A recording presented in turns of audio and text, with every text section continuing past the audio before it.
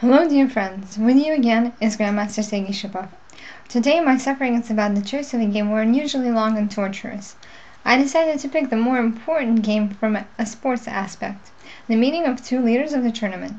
I'll do what I must, and whatever happens, happens. My prognosis, Movsesian-Radjabov 1/2. That's a possibility. The Sicilian defense. Rosalimo variation, the Spanish game and the Sicilian. White is developing the king side extremely quickly. The take over the center is left for later. Here, the more popular are positions with the fianchetto king side bishop, g6, but e6. A classic idea. Black is ready to put another king on c6, and White didn't want to change earlier on his own initiative. He, of course, wanted to be asked by e6. A bet on quick development and piece activity. The pawn d4 stepped away from the base. Defending it with e5 isn't beneficial, since that will give White new objects for attack and will really weaken the light squares. A beneficial inclusion. For now, there's nothing to capture on c6. And now, trading the knight is difficult from a psychological point of view, since the tempo was already spent on retreat. The break c3 here instead of d3 without the bishop on b5 is no good due to d3, and White isn't able to take out the sharp, so to say, splinter out of his camp. So d3. The pawn c4 is cemented with support, but it doesn't interest White anymore. The only and the strongest plan of attack. White has a lot of desirable space in front of him on the king side. By taking over it, he will get closer to the black king. A sharp argument. The move isn't new but rare. The black monarch is getting held up in the center. With some circumstances, that delay can become very long. And then there will be the run to the side where there aren't so many draughts. The danger of White's attack was best shown in the game of female warriors instead of queen h4, g6.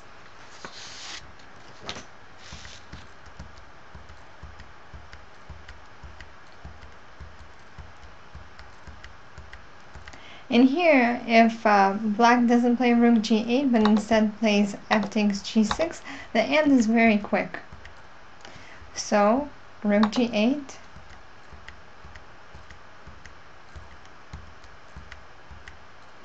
And White realized the advantage without any trouble in the game E. Kovalevskaya Vich Milite, which happened in Halle in 2000. That's how you play chess. Study this. So, queen h4. A modest development, the prelude to aggression, a novelty. Besides everything else, the jump on the black knight on e5 is prevented. The bishop c3 will live. As was predicted, black is opening up the ropes for his majesty to all sides. Movsesian is quickly letting his opponent know that he is not planning to attack but only support and hold on. If I was in Radjabov's shoes, I wouldn't believe him. Let's assume that the move of the king to h1 is really a prophylactic move. It's not pleasant to stand with the bishop c5 pointed at you, and it's not possible to play c3 without stepping away into the corner. On the other hand, White gets a new maneuver for activating the knight. Knight g1, knight f3, and the enemy queen is very nicely placed under the blow of the hoof on h4. Timur doesn't think for long where to move the king, and if you leave him in the center, what to do with the uncoordinated rooks. A prophylactic suggesting itself. In all variations, black must put the pawn on g6 so not to let the enemy enter h5. Besides, it's useful to have the possibility to play g takes f5 after f5, which opens up very beneficial lines a8 h1 and g8 g1 for counterattack. On the other hand, the move really weakens the dark squares. Nothing on this earth is free. A principally important move. Sergei lives the blow f5 as a threat, which is actually stronger than its execution. A classical principle of psychological pressure on the opponent. In the move in the game, White is opening up the center and starts pressuring on dark squares. It was impossible to hold on to the pressure for long anyways. Even being thousands of miles away from where the game takes place, it can be seen how Movsesian is battling contradicting feelings. On the one hand, he understands that the position is ready for active play. He wants to win and become the leader. On the other, there is the big scare, some sort of lack in confidence of his strength. There's the possibility of a loss and missing the rarest of chances in his career. This solid move in the center was the result of the, so to say, arguments. I think that the continuation, instead of d4, f5, g takes f5, e takes f5, Sergei rejected simply out of main ideas, not to threaten the square g2, though in my analysis, white's strong cards are still more powerful than black's. So d4. Still, that unwillingness to risk. Here, more aggressive would have been b takes c3.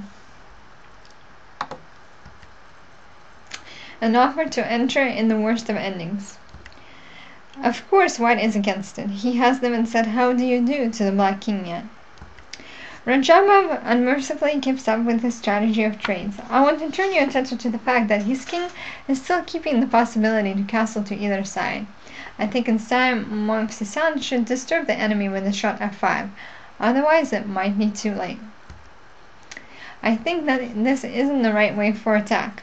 Now nothing will bother black castle on the king's side. White did all the hard work for complicating the game far away from the square g8.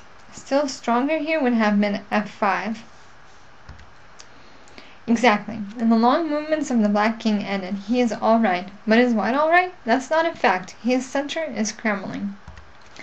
The idea is clear. Hold on to the square d5 at any price, hold off the attack of the bishop b7, and still a little later, play f5. Ask the question that worries the soul so much. Total mobilization is the unavoidable companion of war. The necessary start of the storm. The sacrificial pawns d5 and e4 for some time cover up the attacking forces. There is no other way to use the knight. A strong ideal development. Black is decisively blocking the steps to the king, and also cuts up the long white diagonal. The knight on g3 is risking to stay passive and useless. White has to come up with non-standard actions. Only with a combination of resources he can break up the wall of the castle. Movsesian had many opportunities to play f5, but never made up his mind. Radjabov smartly used the undecisiveness of his opponent. A wonderful way to disappoint the dangerous bishop. This is forced. Historically, simply, white would have won with bishop a8. So bishop c8. A creeping step away, a check of opponent's plans. As it turned out, black can't open up the center himself without clear risk. The instinct of self-preservation wins over everything. Draw. That looked like a volcano which was waking up in front of us, giving us all signs of erupting, and then suddenly calmed down. For ages. The result of the opening, in my mind, were unpleasant for black. But Movsesian was clearly undecided and missed good moments to start a fight. Well, that means that the intrigue of the battle for the first place is moving to tomorrow. I, Grandmaster Shipov, thank you, my dear audience, for your attention.